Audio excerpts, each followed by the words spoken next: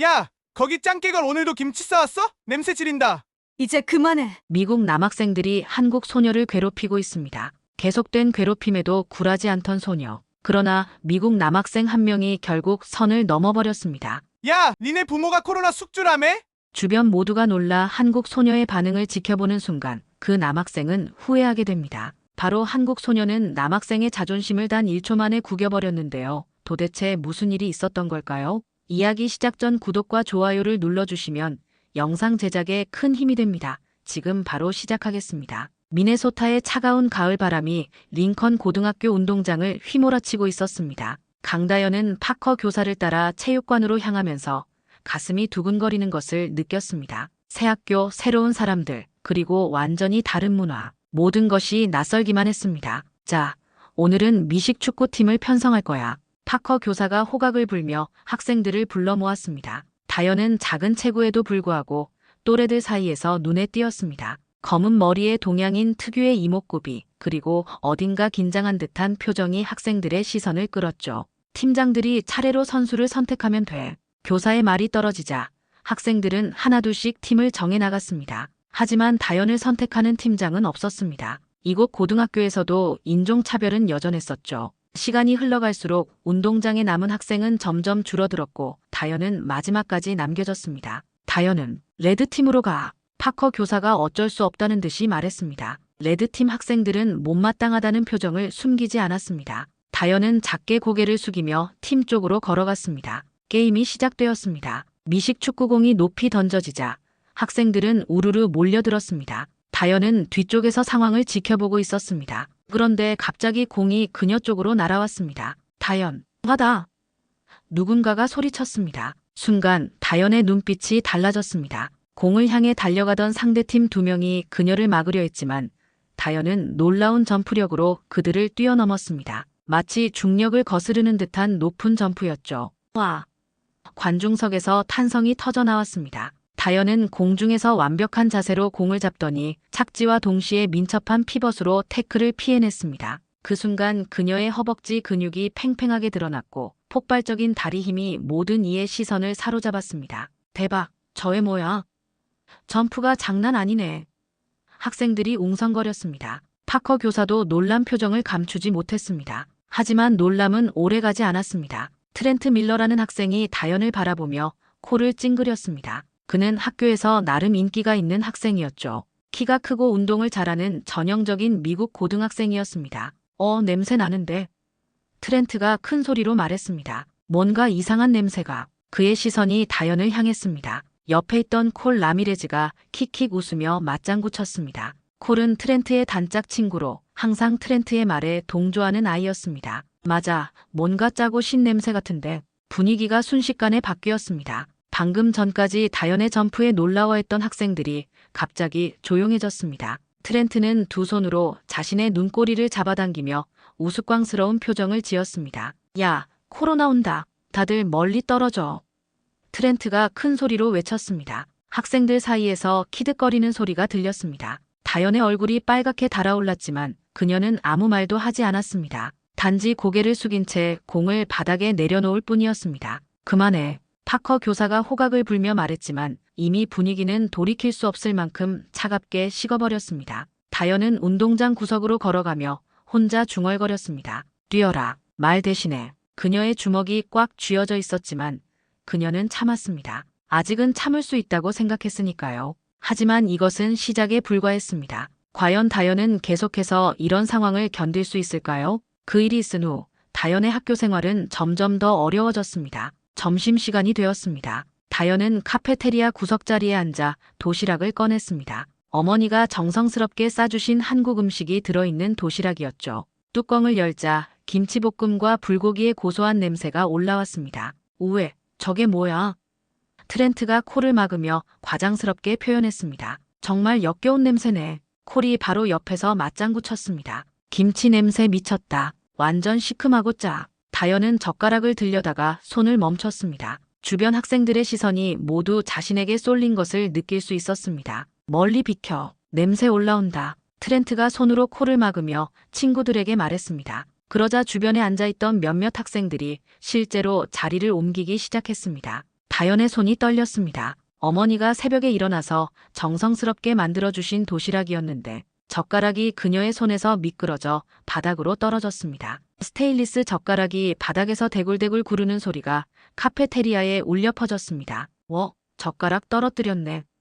콜이 킥킥 웃으며 말했습니다. 역시 코로나 숙주들은 손도 떨리나 봐. 이 말에 다연의 얼굴이 창백해졌습니다. 코로나 숙주? 그녀는 젓가락을 주우려고 몸을 숙였지만 마음은 무너져 내리는 것 같았습니다. 마야 톰슨이라는 여학생이 멀리서 이 광경을 지켜보고 있었습니다. 마야는 평소 조용한 성격의 아이였지만 지금 상황이 옳지 않다는 것은 알고 있었죠. 하지만 섣불리 나서기엔 트렌트의 영향력이 너무 컸습니다. 수업이 끝난 후 다연은 사물함을 열었습니다. 그런데 사물함 문을 열자마자 물이 줄줄 흘러나왔습니다. 사물함 안은 완전히 물범벅이 되어 있었고 교과서와 공책들이 모두 젖어 있었습니다. 이게 무슨... 다연이 어리둥절해하고 있을 때 파커 교사가 다가왔습니다. 다연아, 무슨 일이니? 파커 교사가 걱정스러운 표정으로 물었습니다. 아무것도 아니에요. 다연이 당황하며 대답했습니다. 제가 정리할게요. 누가 그랬니? 말해도 괜찮아. 파커 교사가 조심스럽게 물었지만 다연은 고개를 저었습니다. 괜찮아요. 정말 괜찮습니다. 다연이 작은 미소를 지으며 말했습니다. 하지만 그 미소 뒤에는 깊은 상처가 숨어 있었습니다. 그날 밤 다연은 기숙사 방에서 무릎에 얼음찜질을 하고 있었습니다. 예전 태권도 훈련 중 다친 무릎이 요즘 들어 더 아팠습니다. 스트레스 때문일까요? 무릎아, 버텨줘. 다연이 혼잣말로 중얼거렸습니다. 하지만 무릎만 버티면 될 문제가 아니었습니다. 이런 상황이 계속될 수 있을까요? 다연은 과연 어떤 선택을 하게 될까요? 그날 저녁 다연은 시내에 있는 루이스 태권도장을 찾았습니다. 한국에서 태권도를 배웠던 그녀에게 이곳은 유일한 안식처 같은 곳이었습니다. 루이스 사범은 50대의 백인 남성이었지만 태권도에 대한 철학만큼은 누구보다 깊었습니다. 그는 다연이 들어서자마자 그녀의 표정에서 무언가를 읽어냈습니다. 무슨 일이야, 다연?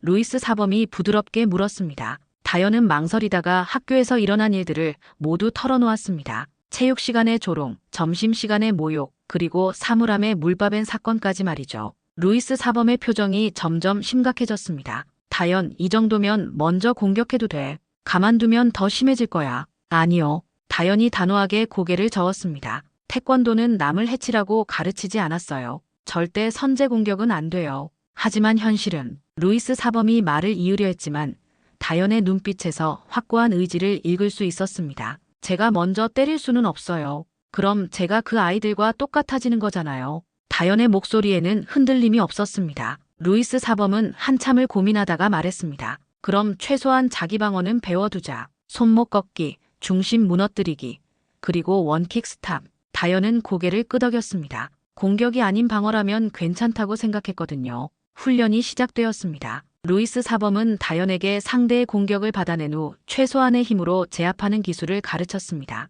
다연의 움직임은 여전히 예리했고 부상을 입었다고는 믿기 어려울 정도로 민첩했습니다. 좋아, 이제 거울 앞에서 연습해봐. 루이스 사범이 말했습니다. 다연은 거울 앞에 서서 점프 스쿼트를 시작했습니다. 부상당한 무릎 때문에 예전만큼 강하게 할 수는 없었지만 그래도 그녀의 다리 근력은 여전히 뛰어났습니다. 거울 속 그녀의 모습에서 작은 땀방울이 흘러내렸고 무릎 보호대가 선명하게 보였습니다. 그때 다연의 핸드폰이 울렸습니다. 한국에서 온 메시지였습니다. 절제해라. 보여줄 건 정확한 방어다. 김 코치의 메시지였습니다. 한국에서 다연을 지도했던 전담 코치였죠. 다연은 핸드폰을 보며 작게 웃었습니다. 멀리 떨어져 있지만 여전히 자신을 걱정해주는 사람들이 있다는 것만으로도 힘이 났습니다. 원칙으로 이긴다. 다연이 혼잣말로 중얼거렸습니다. 그녀의 도복 허리끈을 단단히 묶는 모습에서 의지가 느껴졌습니다. 하지만 이런 다연의 마음가짐과 상관없이 학교에서는 더 큰 폭풍이 기다리고 있었습니다. 다음 날 아침 학교 분위기가 이상했습니다. 복도를 걸어가는 다연을 보는 학생들의 시선이 평소와 달랐습니다. 호기심 반, 경계심 반이 섞인 그런 눈빛이었죠. 야, 저 애 봤어? 진짜래? 미쳤다. 학생들이 수군거리는 소리가 들렸습니다. 다연은 무슨 일인지 알 수 없어 당황스러웠습니다. 그런데 마야가 다가왔습니다. 다연, 이거 봤어? 마야가 자신의 스마트폰을 보여주었습니다. 화면에는 다연의 과거 태권도 대회 영상이 올라와 있었습니다. 한국에서 상위 입상 발차기 미쳤다라는 제목과 함께 말이죠. 영상 속 다현은 화려한 발차기와 놀라운 점프력으로 상대를 제압하고 있었습니다. 와, 이거 진짜 너야? 마야가 놀란 표정으로 물었습니다. 하지만 문제는 댓글이었습니다. 트렌트와 콜이 이 영상을 악의적으로 해석하고 있었던 겁니다. 승부 조작 들었지? 동양권은 다 그렇다며? 트렌트가 단 댓글이었습니다. 맞아. 중국 애들처럼 약물 쓰는 거 아냐? 콜의 댓글도 바로 아래 달려 있었습니다. 마야는 분노한 표정으로 말했습니다. 이건 허위야. 기록 확인했는데 다현 너는 정말 실력으로 딴 거라고. 하지만 이미 왜곡된 소문은 SNS를 통해 빠르게 퍼져나가고 있었습니다. 조작, 약물, 부정행위 같은 단어들이 다현의 이름과 함께 돌아다녔습니다. 다현은 원본 영상을 보며 복잡한 기분이었습니다. 저 영상 속의 자신은 자신감에 넘쳤고 무릎 부상 따위는 상상도 할 수 없었던 시절이었습니다. 그런데 지금은 기분 나쁘지? 마야가 조심스럽게 물었습니다. 아니야. 다현이 작게 미소 지으며 답했습니다. 진실은 시간이 밝혀줄 거야. 하지만 속으로는 답답했습니다. 아무리 진실을 말해도 이미 편견에 사로잡힌 사람들은 듣지 않으니까요. 파커 교사는 교장실로 향하고 있었습니다. 상황이 점점 심각해지고 있다는 것을 느꼈거든요. 교장 선생님, 다현에 대한 문제를 의논드리고 싶습니다. 파커 교사가 깊은 한숨을 쉬며 교장실 문을 닫았습니다. 한편 다현은 저녁 훈련 시간을 줄이고 있었습니다. 무릎을 보호하기 위해서였지만 사실은 마음의 상처도 컸습니다. 그녀는 복식 호흡을 하며 마음을 다잡으려 했습니다. 들이쉬고, 내쉬고, 들이쉬고, 내쉬고. 진실은 반드시 드러날 거야. 다현이 스스로에게 다짐했습니다. 하지만 SNS상의 악성 댓글들은 계속해서 늘어나고 있었습니다. 과연 다현은 이 상황을 어떻게 헤쳐나갈까요? 그리고 트렌트와 콜의 괴롭힘은 어디까지 갈까요? 며칠이 흘렀지만 상황은 나아지지 않았습니다. 오히려 더 악화되고 있었죠. 점심시간 카페테리아는 평소와 같이 시끌벅적했습니다. 다현은 구석자리에서 조용히 샌드위치를 먹고 있었습니다. 더 이상 한국 도시락을 가져오지 않았거든요. 그러나 트렌트와 콜은 그녀를 그냥 둘 생각이 없었습니다. 여기 코로나 퍼뜨린다. 트렌트가 갑자기 큰 소리로 외쳤습니다. 카페테리아가 순식간에 조용해졌습니다. 모든 학생들의 시선이 다현에게 쏠렸습니다. 콜이 다현의 가방 쪽으로 손을 뻗으며 말했습니다. 중국 약 들고 왔다지. 가방에 숨겨놨을 거야. 몇몇 학생들이 휴대폰을 꺼내 촬영을 시작했습니다. SNS에 올릴 영상을 찍으려는 거였죠. 다현은 천천히 일어났습니다. 그녀의 얼굴은 평온해 보였지만 내면에서는 폭풍이 일고 있었습니다. 이제 이쯤에서 그만하지. 다현이 조용하지만 분명한 목소리로 말했습니다. 그만하는 게 서로한테 좋을걸. 하지만 트렌트는 멈추지 않았습니다. 오히려 더 가까이 다가와 다현의 어깨에 손을 올렸습니다. 그 순간이었습니다. 다현은 루이스 사범에게 배운 대로 트렌트의 손목을 가볍게 잡아 비틀었습니다. 트렌트의 중심이 무너지면서 그는 비틀거렸습니다. 트렌트가 당황한 표정을 지었습니다. 다현은 그 틈을 놓치지 않고 한 발짝 뒤로 물러나며 원킥으로 거리를 확보했습니다. 정확히 트렌트의 복부를 겨냥한 발차기였지만 강하지 않았습니다. 그저 거리를 만들 정도의 힘이었죠. 트렌트는 뒤로 몇 발짝 밀려났습니다. 그리고 그 자리에서 멈췄습니다. 뭐야 이게. 트렌트가 어리둥절했습니다. 콜이 화가 나서 다현에게 달려들었습니다. 하지만 다현은 침착하게 측면으로 이동해 콜의 공격을 피했습니다. 콜의 주먹은 허공을 가르며 지나갔고 다현은 그의 팔꿈치를 잡아 부드럽게 바닥에 눕혔습니다. 아야.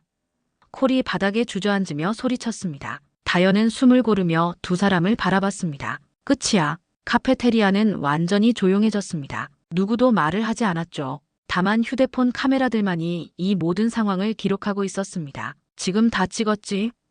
한 학생이 흥분하며 말했습니다. 이거 완전 대박이야. 하지만 다현은 알고 있었습니다. 이 영상들이 어떻게 편집되어 퍼져나갈지를. 예상대로 그날 저녁 SNS는 다현 관련 영상들로 뜨거웠습니다. 하지만 내용은 완전히 왜곡되어 있었습니다. 학내 폭력 조장하는 외국인 학생이라는 제목의 영상이 업로드됐습니다. 다현이 트렌트와 콜을 제압하는 장면만 잘라서 편집한 것이었죠. 트렌트가 먼저 시비를 걸고 손을 댄 부분은 모두 잘려나갔습니다. 댓글들은 더욱 가혹했습니다. 역시 폭력적인 애 이런 애들이 미국에 와서 사고치는 거야 추방해야 한다. 하지만 더 심각한 것은 개인적인 공격이었습니다. 트렌트와 콜은 다현의 가족까지 모욕하기 시작했습니다. 니네 엄마 코로나 숙주라며.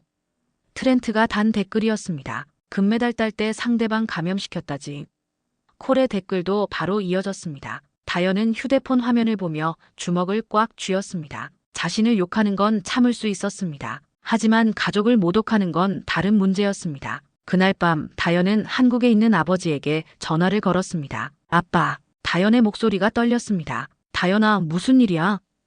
강민수 씨의 걱정스러운 목소리가 들렸습니다. 다현은 모든 상황을 아버지에게 털어놓았습니다. 학교에서의 괴롭힘, SNS에서의 악성 댓글, 그리고 가족 모독까지. 아빠, 미안해요. 제가 잘못했어요. 다현이 울먹이며 말했습니다. 아니다, 다현아. 강민수 씨의 목소리가 단호해졌습니다. 내가 잘못한 게 아니야. 절대로 먼저 폭력을 쓰지 않은 게 오히려 자랑스럽다. 이 통화 후 다현의 마음속에 변화가 일어났습니다. 더 이상 참고만 있을 수는 없다는 생각이 들었습니다. 하지만 여전히 먼저 때릴 수는 없었습니다. 그렇다면 다른 방법이 있을까요? 다음 날 아침, 다현은 결심했습니다. 운동장 가장자리에서 트렌트를 기다리고 있었습니다. 대놓고 먼저 때리는 건 도저히 힘들어서 이번에는 다른 방법을 써볼 생각이었습니다. 트렌트가 친구들과 함께 나타났을 때 다현은 천천히 그들에게 다가갔습니다. 트렌트, 다현이 또박또박 말했습니다. 넌 100m도 못 뛰지,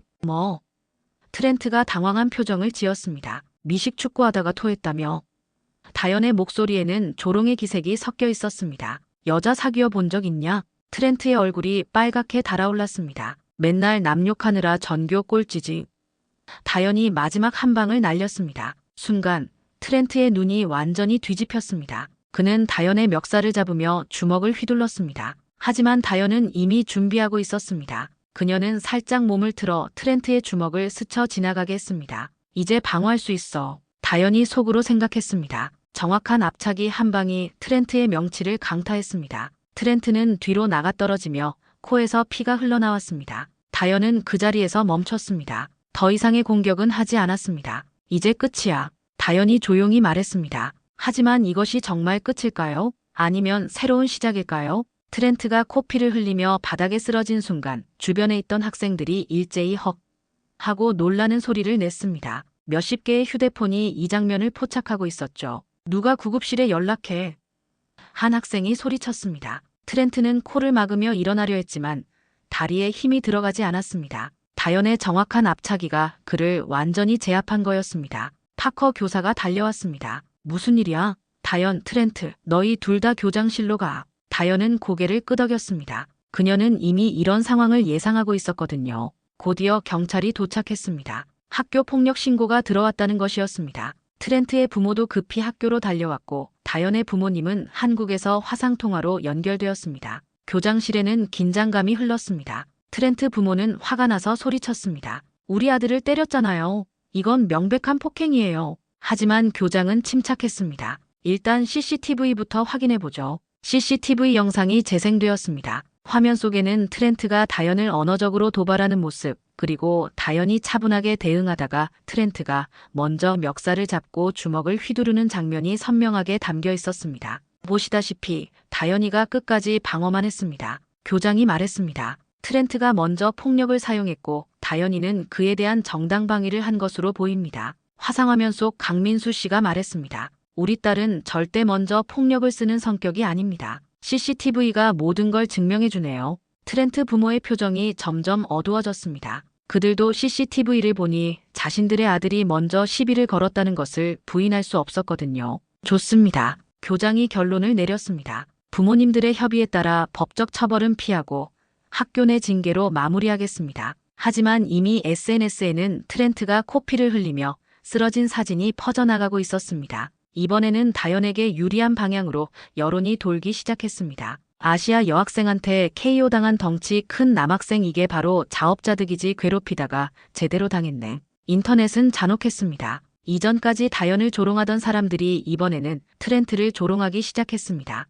트렌트는 하룻밤 사이에 전국적인 웃음거리가 되어버렸습니다. 그제서야 그는 자신이 다현에게 얼마나 큰 상처를 줬는지 깨닫기 시작했습니다. 일주일 후 링컨 고등학교 강당에는 모든 학생들이 모여 있었습니다. 학교 측에서 공개 사과 자리를 마련한 것이었습니다. 트렌트는 단상 위에 서 있었습니다. 일주일간의 정학 처분을 받은 그의 얼굴에는 진정한 후회가 서려 있었습니다. 미안하다, 다현. 트렌트가 마이크를 잡고 말했습니다. 내가 너를 괴롭힌 건 완전히 잘못이었다. 인종차별적인 말들을 한 것도 내 가족을 모독한 것도 모두 내 잘못이야. 강당은 숨이 막힐 정도로 조용했습니다. 모든 학생들이 숨죽이며 이 순간을 지켜보고 있었습니다. 다연이 단상 위로 올라왔습니다. 괜찮아, 트렌트. 나도 화가 많이 났었지만 이제 끝내자. 두 사람이 악수를 나누는 순간 강당에서 박수가 터져 나왔습니다. 화상화면으로 연결된 한국에서 강민수 씨가 말했습니다. 다연아, 내가 끝까지 원칙을 지킨 게